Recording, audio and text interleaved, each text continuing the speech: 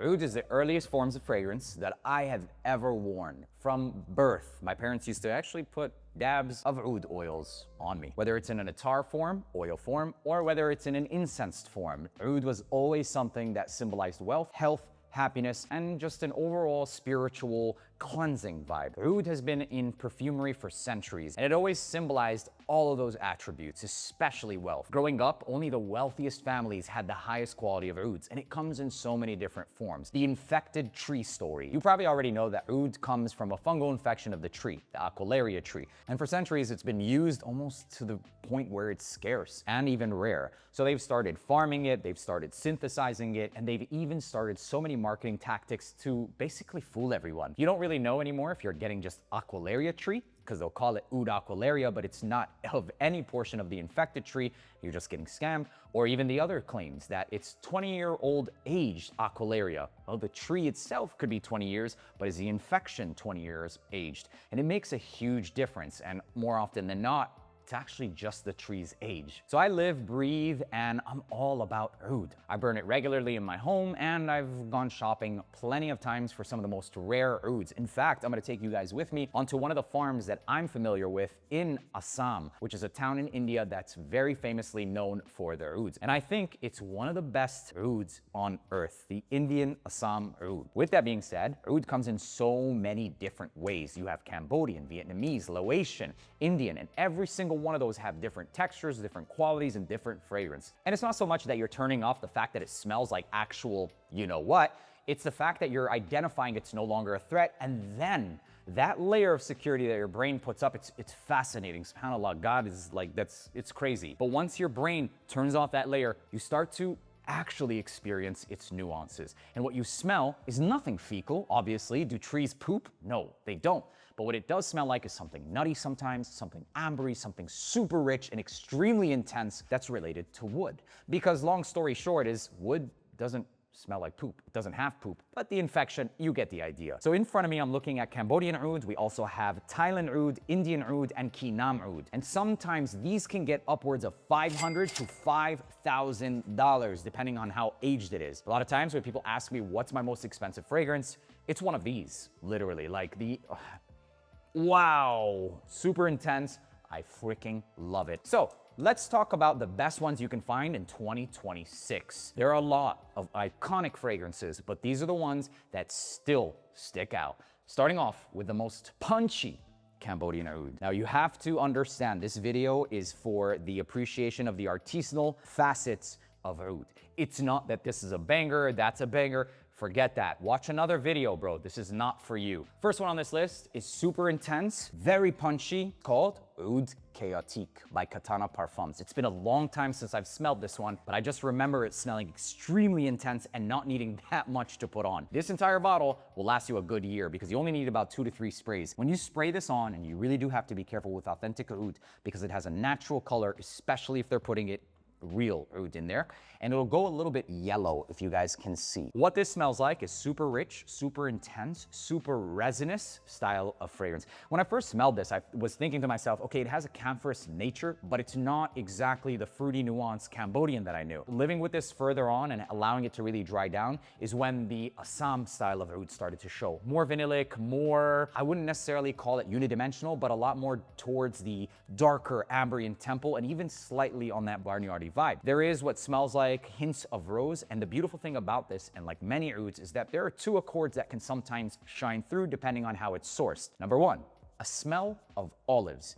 Yes, like actual green olives. And number 2, lacquer, or like thinner, paint thinner, but mildly. And for whatever it is, I don't know why, it's just there. And it's something that it's a lot better than you think, because along with a lot of other natural accords, it really does balance itself out. And if you have a good perfumer behind it, you can really balance that out with maybe some more ambers, more resins, and even some vanillas. This is a beautiful start, especially if you want to get into amber or oud scents that's authentic. Wow. Performance, bro, no need to even talk, beastly. In a much cheaper realm and territory, you can laugh about it all you want, but Ahmed al-Maghribi at their prices is phenomenal. This is called Ignite Oud, and it's a lot more happening than just oud. I'll be honest though, I don't really smell 100% authentic Assam oud But I will say that it does have a oud style of fragrance that maybe some traces or at least some kind of materials that make it smell like oud and a jammy rose and raspberry. This is a phenomenal, affordable oud scent. If you're looking for one to get into that's not barnyardy but still very intensive and having a lot of the qualities, Ahmed Al Maghribi takes the cake when it comes to oudi scents at any price point, really. In fact, now that I think about it, they have one that's called Duluc. This one seems to be going a little bit more towards the animalic facets and maybe having some more animalic accords. Not so much any authentic oud, but it'll give you the idea at a much affordable cost and at approachable cost for both of these. So Ahmed Al Maghribi does take the cake when it comes to affordable, authentic style oud. I'm not gonna make any claims saying that there's actual oud in these, because when you compare side by side with some of the other ones, you will clearly see that it's not as authentic or even authentic at that. Still, if you're looking for the accord, there are a lot of people who don't want to spend $250. I would say these are safer options. Speaking of safer options, I do also want to give you guys some options that you can wear, because wearability is also pretty important. From Arabian oud, this is called Al-Farid, and it's much different than a lot of the ouds that I described. This has more similarities to something that I would say smells like Kinam. Kinam oud is a lot cleaner, it's a lot muskier, silkier, and sometimes it's described as being fleeting, harder to find, but still present. Wearing like an aura. You guys know the realm of perfumes that wear as an aura, where you might go around thinking that you don't have any fragrance on, but you go nose blind too. That's how I would describe Kinam oil. And a lot of them are very expensive. This, having a lot more accords, it smells like cashmere oud with musks, etc. And usually that cashmere vibe that smells like cashmere and silky and very diffusive is what I would describe as Kinam. Now, I'm not saying that they have any of that, and probably no authentic oud in this whatsoever, but what there is a pretty good depiction of what oud Kinam would smell like, or I should say behave like. A lot of things happening with this. There's some citruses, some pink peppers, and the oud is only one element or aspect of it. But if you like these vibes, you absolutely should check out Al-Farid. It is hands down the best in class when it comes to this profile. And there are quite a few from Arabian oud that do that. A lot of people will name out Amiri, Sultani, Diwan, etc. This is the cream of the crop when it comes to those. You could honestly wear this to the office, you could signature scent it. It's a very damn good fragrance. And it's one that you could proudly say, yeah, it has authentic oud. It's not completely safe. It does absolutely have that Middle Eastern oud fragrance vibe, which I think is playing in its favor. From Amouage, King Blue. This is an acidic, metallic, and slightly mineralic style of oud. And there's a classification for these style of scents to me. And what this reminds me of is like the black stone, what it would smell like. And usually in Mecca, most of the people that have burning incenses and even some cleaners of lemon, etc., something that smells fresh and clean that they're using to clean the surrounding areas, and the black stone having a mineralic smell. If I were to give that smell a fragrance, it would be something like King Blue and Abdus Samad Al-Qurashi blend. And there is one reason why I didn't put that in this video. It doesn't smell like a true oud fragrance. I know there's oud and woods and all this stuff, but there's a lot going on. But for honorable mention's sake, we will put it. It's right there.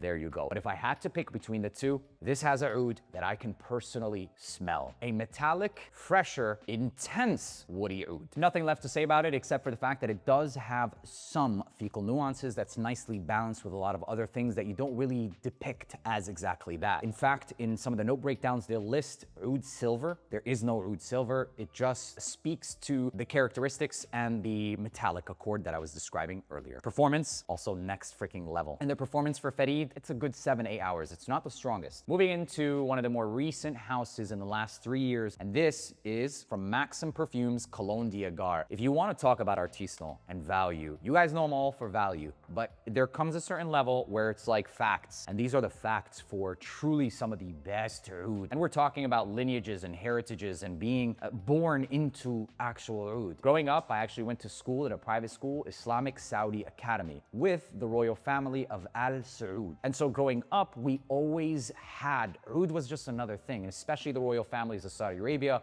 There was always gifts, goodies. My family knew a lot of the families, and we got a lot of oud gifts. And going to funerals, etc. This is a part of my heritage. It's not just something that is kind of like, oh, I like oud or I'm trying to get into it. No, this is something that I've known my entire life, and also smelling them at a bunch of different spectrums. With that being said, this doesn't really exist that much. A hand-owned, a hand-filled and crafted oud fragrance line. I'm not saying it's the only one, but I will say that Cologne d'Agar and Café Mystique from the same brand are the two most memorable oud fragrances I've ever put my nose to. As a brand, in general, I'm extremely impressed. And these are some of the most authentic. Assam oud, sometimes they're blends, sometimes they're mixes, but if I had to give it to one, I personally give it to Cafe Mystique because it's darker, it's more roasted, it has more of that Assam oud, the more dark temple. But if you're a beginner or you're trying to get into some of his fragrances, the first one you should absolutely do is Cologne d'Agar.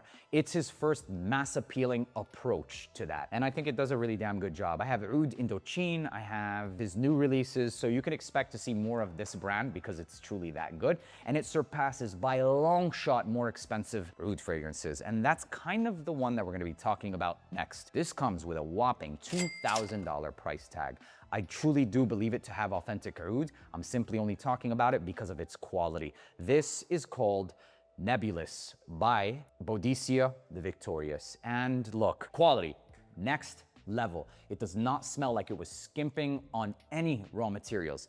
Execution, it's okay, but I still have to give it quality. Let's forget about the price point, which is crazy, a whopping $2,000. You really can't forget the price point, but let's talk about what it is because it truly is one of the most memorable ones for good and bad reasons. For the bad reasons, wow, that is extremely challenging because you have two contenders in this scent. You have a Laotian oud, which is also contending with the amber. Both traits are animalistic. Animalistic amber is not usually my favorite, and usually it has something to do with castoreum and it just smells off like animal actual dung. Whereas, like we stated earlier, the fecal accords that comes from woods can only really go so far. This one, it has a little bit of both, but it is balanced. There's a lot of what smells like a metallic saffron and a rose that's very acidic. It's not gonna be for everybody, but I will say, as a melody placed together, it's art. Please don't take it as me saying it's one of the best ones because it's not. I still think that a lot of these are better. At least sample this. It's not gonna be for most of you. I'm gonna say it like it is, but at least sample it to know what's out there. I still think that this should not be over 650, maybe 700 bucks. It's crazy how expensive it is. And it doesn't smell like it's too jam-packed with any like authentic oud. It's just there, okay? Do not buy it at 1900. If you can find it for like 7, 8, maybe, but sample first. Please sample first. With this one, you guys see I didn't say that too much with these. Speaking of animalistic ambers, rose, and oud combos, skip it all together and you can go with something like Nejd. Now the difference is, however, is it doesn't smell like it has anything as authentic. This is like a rated PG-13 version of something like this. And that's kind of why I wanted to bring this in. This has that rose ambery vibe that you'll get in a lot of the rose or oud combinations, and some of the earliest forms of perfumery was that. Some floral aspect, the resins, which was used for centuries in the first recorded times of perfumery, along with oud. Honestly, it's more enjoyable than Nebulous. It doesn't mean it's more artistic, it's just more enjoyable. You want this vibe, honestly, just go for Nejd, but it would not feel right if I didn't at least include this. I spent $2K. It's gotta be in some video. Shit. Wow, this is better.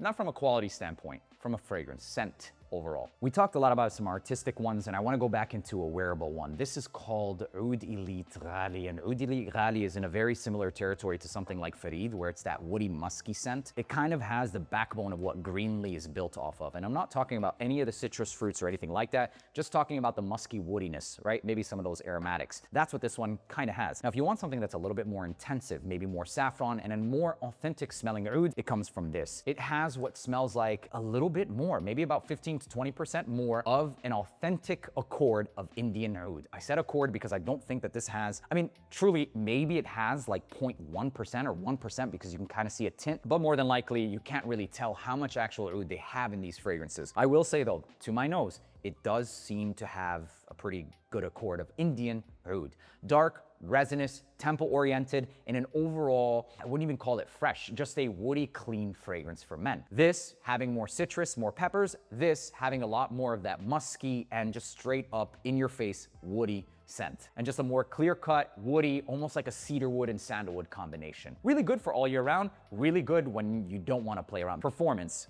lasts all day. In comparison to this, it's amazing. The vibe for it, it smells like money, but also mature. Whereas this one was a lot more youthful, easier to get away with. This is a personal favorite of mine. And for whatever it's worth, it's not like the most oud style of scent. This is from Oud Elite, a Saudi Arabian house.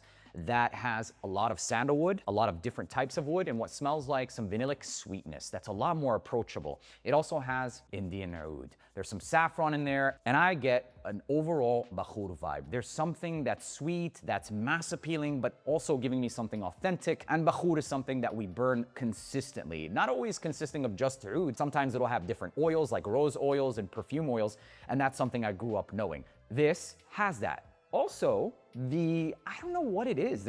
It's like this Boss bottled intense EDP vibe with the bakhur and oud.